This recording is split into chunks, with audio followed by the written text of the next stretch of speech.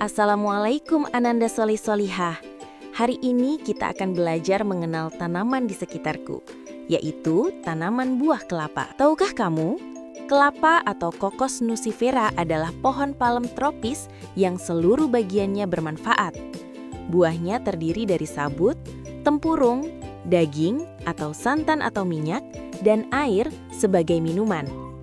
Karena kegunaannya dari akar hingga daun, tanaman ini dijuluki sebagai pohon kehidupan. Pembahasan selanjutnya yaitu ada jenis-jenis tanaman buah kelapa. Yang pertama ada kelapa kopior. Ini adalah jenis kelapa yang mengalami kelainan genetik alami. Daging buahnya tidak melekat pada tempurung, melainkan terlepas dan hancur bercampur dengan air kelapa. Yang kedua, ada kelapa hijau wulung atau kelapa obat. Sering salah dibilang kelapa hijau biasa, padahal berbeda. Jika bagian bawah sabutnya dipotong, akan terlihat warna merah muda atau pink. Yang ketiga ada kelapa pandan wangi. Jenis kelapa ini sangat populer di sektor kuliner karena aromanya yang unik. Air dan daging buahnya memiliki aroma alami seperti daun pandan dan rasanya sangat manis atau kadar Brix tinggi. Pohonnya termasuk jenis ganja atau pendek. Yang keempat ada kelapa gading atau kelapa kuning. Sesuai namanya, warna kulit buahnya kuning cerah cantik.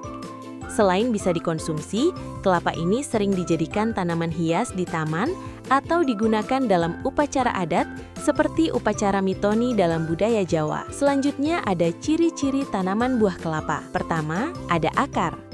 Memiliki sistem akar serabut yang tebal dan berkayu, berfungsi menopang pohon di tanah pasiran. Kedua, ada batang. Batang tunggal, ramping, tidak bercabang umumnya, dan memiliki ruas-ruas bekas melekatnya pelepah daun. Ketiga, ada daun. Daun tunggal dengan pertulangan menyirip yang tampak seperti daun majemuk.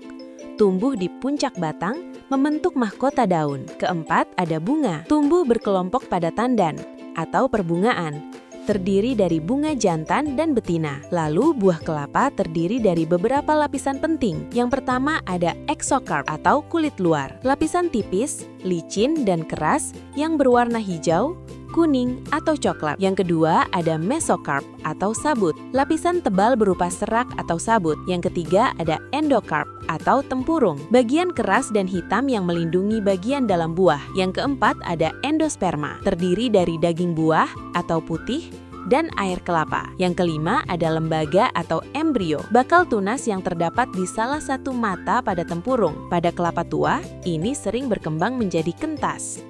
Pembahasan selanjutnya yaitu manfaat buah kelapa. 1. Menyehatkan sistem pencernaan. Kandungan serat yang tinggi di dalam daging kelapa mampu membantu menyehatkan sistem pencernaan. 2. Meningkatkan daya tahan tubuh. Senyawa mangan dan antioksidan dalam daging kelapa diyakini dapat mengurangi peradangan dan menjaga sistem imun tubuh. 3. Membantu fungsi otak.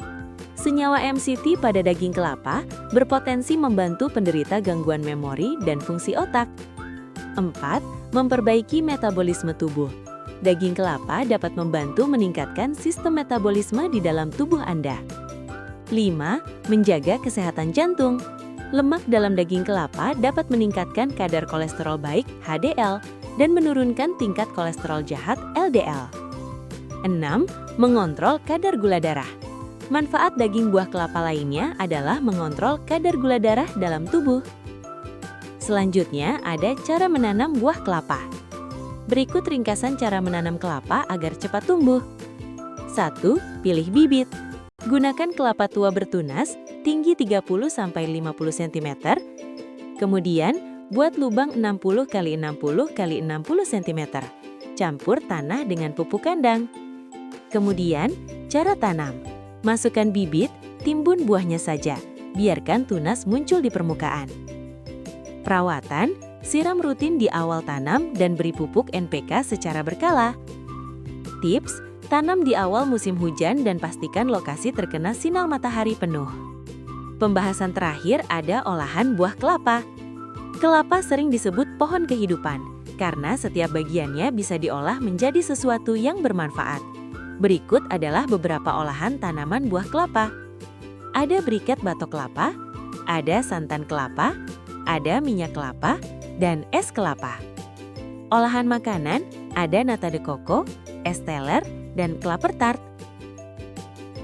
Lalu ada olahan sampingan, yaitu ada lidi, digunakan untuk sapu lidi atau anyaman piring tradisional, ada atap rumah, dan membuat ketupat. Selesai sudah pembelajaran hari ini. Terima kasih sudah menonton dan sampai jumpa.